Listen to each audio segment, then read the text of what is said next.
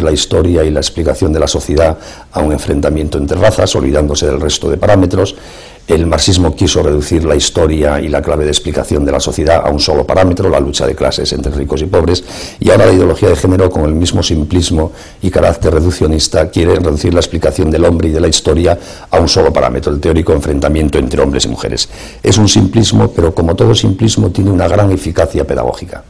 Las ideologías, a diferencia de un sistema de ideas de cualquier tipo, son realidades cerradas en sí mismas, basadas en unos pocos principios muy sencillos: la lucha de clases, la superioridad de los nazis frente a los semitas, o ahora la lucha entre hombres y mujeres, y sobre esos pequeños principios intenta explicarlo todo. Por eso, cuando una persona se imbuye de una ideología, en este caso de la ideología de género, se hace inmune a cualquier reflexión, a los datos de la realidad como contraste, a las razones históricas que no le dan fundamento a lo que dice. Es igual, rechaza la realidad, los datos, la experiencia, porque la ideología lo explica todo y está por encima de cualquier dato discrepante. Ese es el peligro de las ideologías. Creo que es interesante, aunque ya han ido saliendo a lo largo de la exposición, que paremos mientes un momento en algunos de los términos más usados por la ideología de género para que veamos qué significan cuando son utilizados en este contexto de la ideología de género. En primer lugar, el propio término género. La ideología habla de género y no de sexo, porque el sexo nos ata a dos realidades morfológicas y genéticas, hombre y mujer. En cambio, el género, que es un término que se recoge de la lingüística, tiene más variedades. Para empezar, en términos gramaticales ya hay 3 géneros: masculino, femenino y neutro. Tanto género indica cualquier construcción cultural que define un papel social de hombres, mujeres, transexuales o lo que se quiera. No es indiferente sustituir el término sexo por el término de género. Hoy día género arrastra, consciente o inconscientemente, todo este mundo cultural que estoy diciendo. Es evidente que también el término género es susceptible de un uso, digamos, sensato y correcto. Inicialmente, muchos pensadores de género querían designar con esta palabra exclusivamente aquella parte de los estereotipos sobre qué es hombre o qué es mujer, que históricamente los ha creado la cultura y que existen, evidentemente. Es decir, si los hombres son más fuertes y las mujeres más débiles, si los hombres visten de una manera y las mujeres de otra, si unos llevan el pelo largo y otros llevan el pelo corto, es decir, si estos trabajos son propios de hombres o son propios de mujeres, son cosas accesorias, culturales, que van cambiando. Por tanto, cabría teóricamente un uso del término género en este sentido, que sería correcto. Pero hoy día, habitualmente, cuando se usa, y desde luego en el debate político, en los medios de comunicación, etcétera, el género es todo lo que hemos dicho antes, es la ideología de género, no este uso pacífico al que acabo de hacer referencia en este momento. Otro término muy propio de la terminología de la ideología de género, al que ya he hecho referencia, es el de orientación afectivo-sexual. Y hoy día en las leyes europeas vemos que va apareciendo continuamente la orientación afectivo-sexual como uno de los elementos de discriminación que debe ser evitado, equiparándolo a la discriminación por raza, por ideas, por religiones, etc. Orientación afectivo-sexual es una categoría de la ideología de género que sustituye el sexo por esta consideración subjetiva. Cada vez quien habla en términos de orientación afectivo-sexual parece permanentemente dividir a la humanidad en homosexuales y heterosexuales, en vez de dividirla en hombres y mujeres. Como fruto de ese término se habla también mucho de diversidad afectivo-sexual. Se nos dice que en nuestra sociedad hay una inmensa diversidad afectivo-sexual porque hay muchas orientaciones afectivo-sexuales y debemos respetar ese pluralismo afectivo-sexual. Son términos también muy específicos de la ideología de género. El de homofobia, al que he hecho referencia antes y que tiene mucho peligro, porque los defensores de la ideología de género califican como homófobo a todo aquel que no comparte sus planteamientos sobre la sexualidad, la familia y el matrimonio. Y es una forma de intentar limitar la libertad de expresión de quienes pensamos de manera distinta.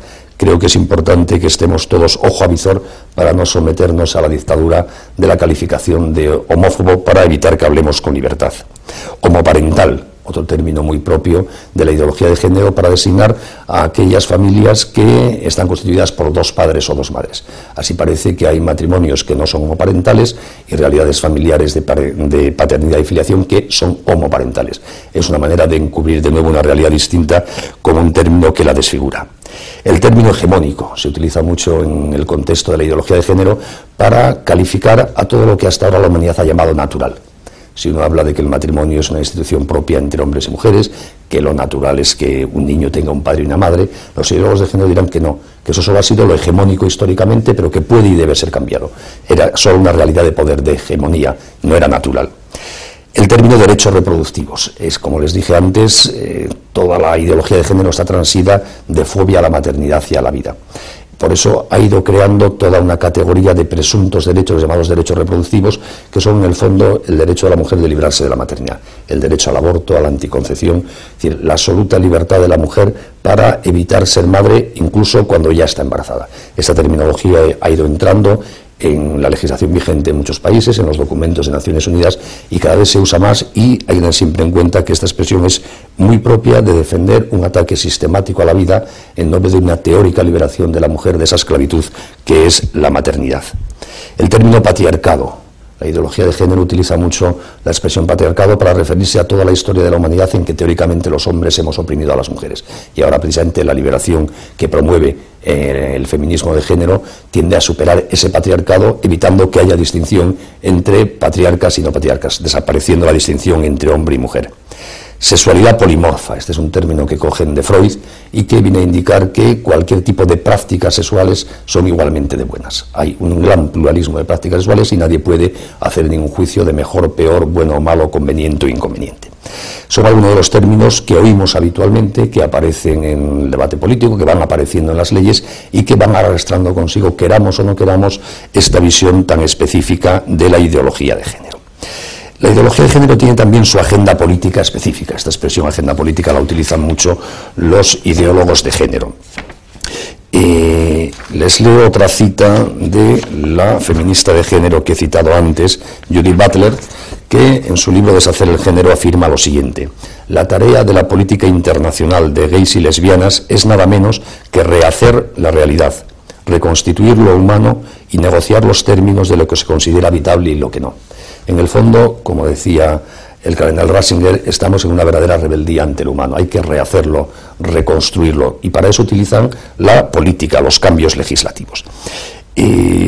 Todos en este mundo hemos oído hablar de la ideología de género, por lo menos a partir del año 94, cuando se celebraba la cumbre del Cairo sobre población organizada por Naciones Unidas, y al año siguiente, en el 95, en Pekín, la cumbre sobre la mujer.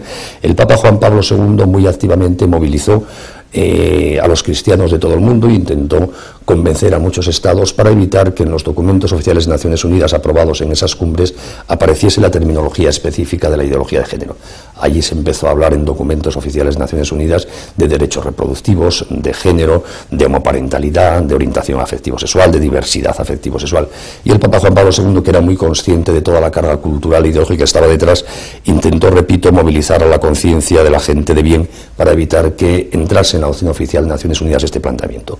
Lo consiguió solo en parte. Y luego, a partir de ese momento, del año 95, en nuevos documentos de Naciones Unidas, la presencia de los planteamientos y la terminología de la ideología de género ha ido a más, hasta la última cumbre del milenio y la recientemente celebrada cumbre Milenio +5, donde la presencia de los términos y los planteamientos de género está absolutamente presente. Esa es una de las fuentes de difusión de ideología de género, la doctrina de Naciones Unidas hoy día más importante. Y también unida muchas veces a un cierto ecologismo. El ecologismo, como le pasa al feminismo, tiene mucho de bueno, de científico y de sano, pero hay un cierto ecologismo hoy día antihumanista, que pretende transmitir el mensaje de que para salvar este planeta el peligro es el hombre, que es el gran depredador. Y al final se convierte, repito, más que un ecologismo, en un antihumanismo. Ese ecologismo de ciertos planteamientos de Naciones Unidas negativo para el hombre va también muy unido al feminismo, en concreto en las políticas de población que desarrolla Naciones Unidas. Naciones Unidas, a través del Fondo para la Población y de la Organización Mundial de la Salud y de la UNESCO, está desde hace muchos años promoviendo el control de la población en el tercer mundo. Y hoy día, desde esas agencias de Naciones Unidas, se utiliza también la ideología de género como medio o instrumento para extender el control de la población. Al final, efectivamente, si hay fobia a la maternidad, si hay fobia al matrimonio, si hay una extensión de la homosexualidad, obviamente habrá menos niños. Y por eso hay muchas agencias de Naciones Unidas que están utilizando la ideología de género prácticamente como un método anticonceptivo más. De un documento del citado Fondo para la Población es, por ejemplo, la siguiente frase: para ser efectivos en el largo plazo, los programas de planificación familiar deben buscar no solo reducir la fertilidad dentro de los roles de género existentes, sino más bien cambiar los roles de género a fin de reducir la fertilidad. Creo que es una expresión muy clara en la terminología de género de esto que acabo de decir.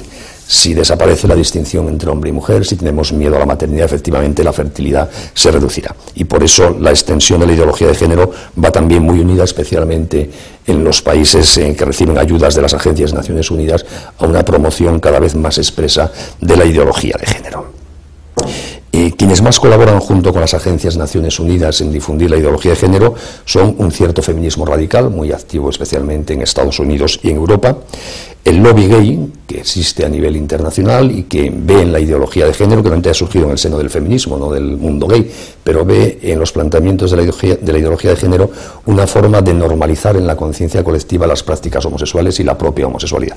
Y por eso es activo las asociaciones de gays en la defensa también de los planteamientos de género. Respecto al mundo, yo diría, haciendo una rápida visión, que este es un planteamiento cultural de nuestra época. No es un planteamiento de un gobierno, de un partido, de una persona en un país concreto. Luego en cada país alguien la puede encarnar con más ilusión,